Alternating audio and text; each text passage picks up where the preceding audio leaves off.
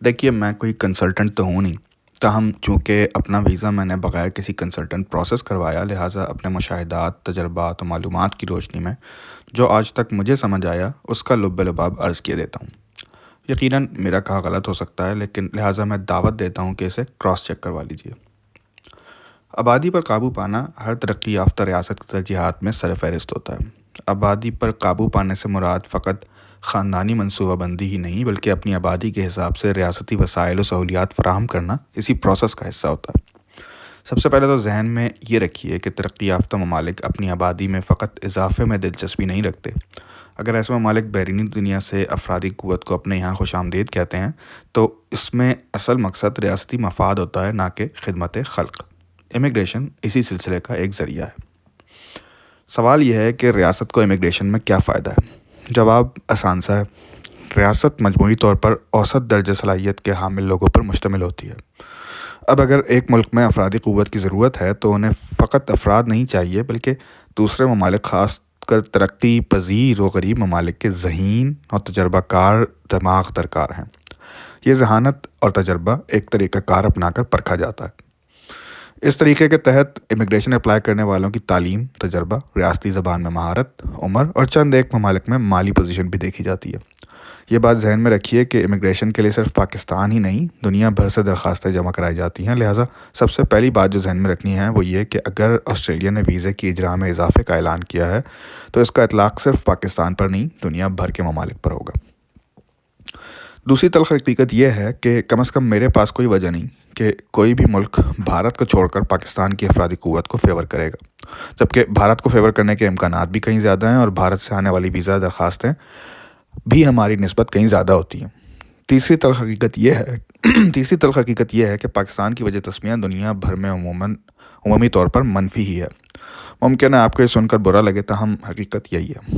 اب آتے ہیں میری معلومات کے مطابق آسٹریلیا کی جانب سے دستیاب ویزا سٹریمز یا ویزا پروگرامز پر۔ اس ضمن میں 4 ویزے اہم ہیں جن کے بارے میں میرے پاس معلومات دستیاب ہیں، شاید اور بھی ہوں، مجھے نہیں پتہ۔ Number 1، student visa. غالباً یہ اسٹریم ویزا سب کلاس 500 کہلاتی ہے۔ تفصیلی معلومات کے لیے کسی بھی آسٹریلین فیس بک گروپ کو جوائن کر لیجئے، تاہم لب لبابی ہے کہ قریب 25,000 آسٹریلین ڈالر ایک بیچلر سیمسٹر کے ایڈوانس میں جمع کروانے لازمی ہیں۔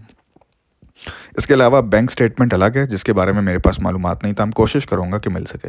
گوگل کے مطابق 25,000 ڈالر ہی کی بینک سٹیٹمنٹ بھی درکار ہوتی ہے، لیکن مجھے اس انفارمیشن پر یقین نہیں۔ اسٹوڈنٹ ویزے پر آپ آن پیپرز محدود گھنٹے کام بھی کر سکتے ہیں، تاہم عملی طور پر مقررہ وقت سے زیادہ کام کرنے کی جگاڑ نکل آتی ہے۔ مزید برآں اسٹوڈنٹ ویزا ختم ہونے کے بعد ورک پرمٹ حاصل کرنا شاید آسان ہوتا ہے، تاہم ایک بار پھر میری معلومات اس ضمن میں محدود ہیں۔ یاد رہے، اسٹوڈنٹ ویزے کی میعاد ہوتی ہے، اس طرح اس کے بعد ملنے والے ورک پرمٹ کی بھی میعاد ہوتی ہے اور ایک نہ ایک دن آپ نے PR کے لیے اپلائی کرنا ہی ہوتا ہے۔ ہاں، اسٹوڈنٹ ویزے پر پہنچ کر آپ آسٹریلیا میں محدود مدت کے لیے رہ سکتے ہیں اور تعلیم حاصل کر سکتے ہیں۔ اس ویزے پر آپ کی فیس کسی آسٹریلین ریزیڈنٹ یا شہری سے تقریباً دگنی ہوتی ہے۔ مزید برآں آپ دوران تعلیم آسٹریلیا میں مقیم رہتے ہیں، جس کے PR اپلائی کرتے ہوئے غالباً کچھ پوائنٹس ملتے ہیں۔ نیز PR میں آسٹریلین ڈگری کے بھی پوائنٹس ہوتے ہیں۔ لب لباب یہ کہ پاکستان سے نکلنا چاہتے ہیں اور بینک میں پیسہ موجود ہے، عمر زیادہ نہیں، تو اس راستے سے آسٹریلیا قانونی طریقے سے داخل ہوا جا سکتا ہے۔ Number 2، permanent residents 189 skilled independent visa subclass ہے اور یہ خالصاً آپ کے اسکلز اور آسٹریلیا میں ان کی ضرورت کے مطابق دیا جاتا ہے۔ PR پوری فیملی کو ملتی ہے جن کا نام درخواست میں دیا گیا ہو۔ پرماننٹ ریزیڈنس میں آپ کے پاس سرکاری نوکری اور ووٹنگ کے علاوہ تمام وہ حقوق میسر ہوتے ہیں جو ایک آسٹریلین پاسپورٹ ہولڈر کو دستیاب ہیں۔ پرماننٹ ریزیڈنس حاصل کرنے کے بعد تقریباً 4 برس آسٹریلیا میں گزار کر شہریت حاصل کی جا سکتی ہے۔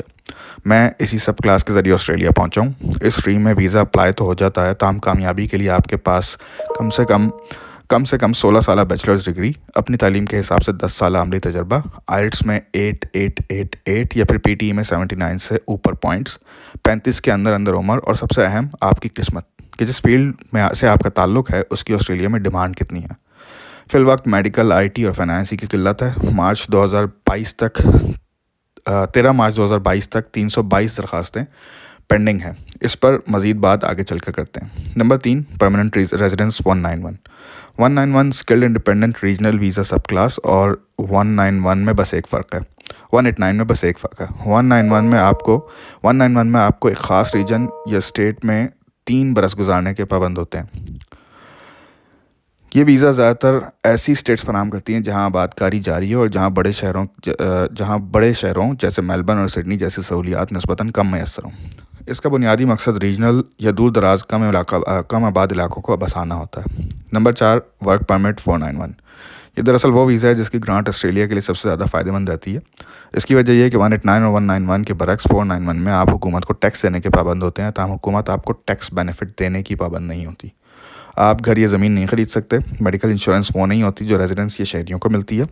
اسٹوڈنٹس ویزے کے بعد اسی ویزے پر کام کرنا پڑتا ہے۔ آپ نے حال ہی میں ہزاروں ورکرز کی قلت سے مطابق جو خبریں سنی ہیں، اس کا زیادہ تر حصہ میری معلومات اور مشاہدے کے مطابق اسی ویزے کے ذریعے پورا کیا جائے گا۔